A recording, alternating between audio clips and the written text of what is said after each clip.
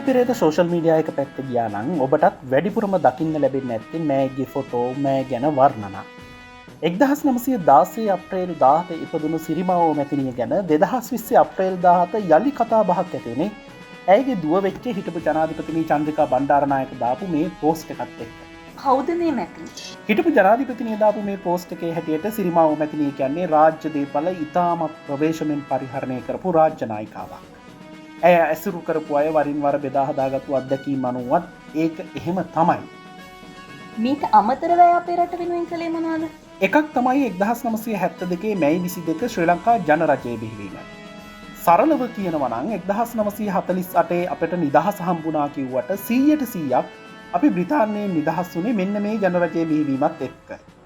එතෙක් එක්සත් රාජධානියේ මහරජින විසින් පත් කරන ලද අග්‍රාණ්ඩුකාර වෙනුවට නව ව්‍යවස්ථාවෙන් අපේ ජනාධිපතිතුමා රටේ ප්‍රධානය හැටියට පත්වීම ලැබුවා.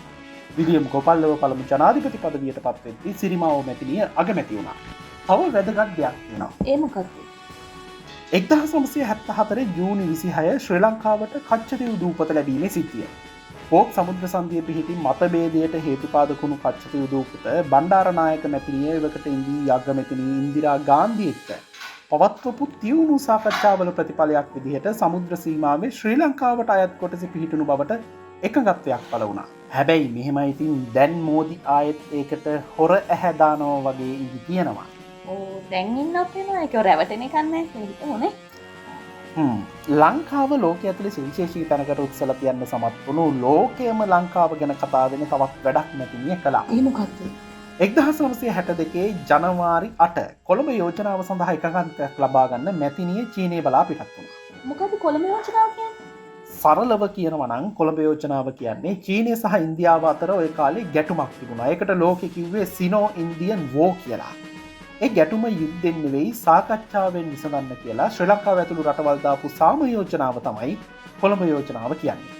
ඒ කියන්නේ මේ දවස්වල ඉරාන ඇමරිකා යුද්ධය නවත්තන්න පාකිස්තානය අද ගහන ගේම් එක මේට අවුරුදු 63කට කලින් ලෝකයේ ඇතුළේ තිබුණු ලංකාව. හරියටම හරි.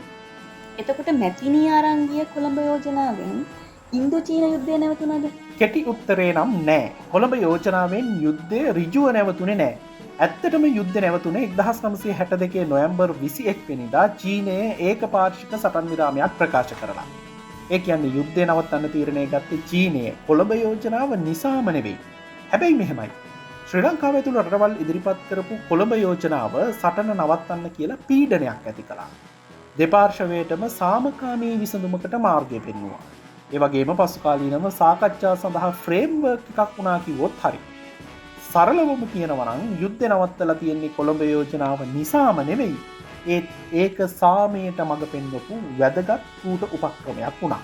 කොහොම වුණත් අවසානයේ ඉන්දියාවයි චීනය දෙකම අපේ අඹ යාළුවෝ නම් වුණා.